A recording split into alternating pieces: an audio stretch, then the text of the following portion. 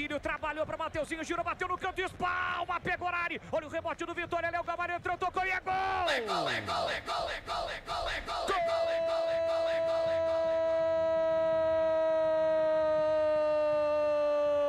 gol, do Vitória!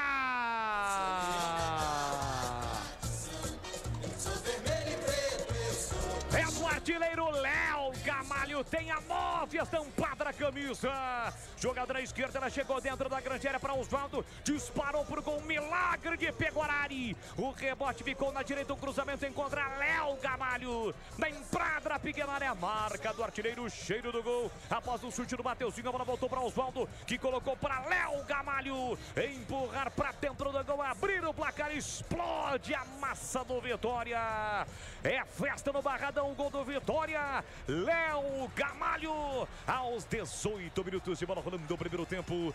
Tá registrado, o gol é do líder Vitória, o gol é de Léo Gamalho. O 9º dele no Campeonato Brasileiro da Série B. 1 pro Vitória, 0 pro Guarani. E o detalhe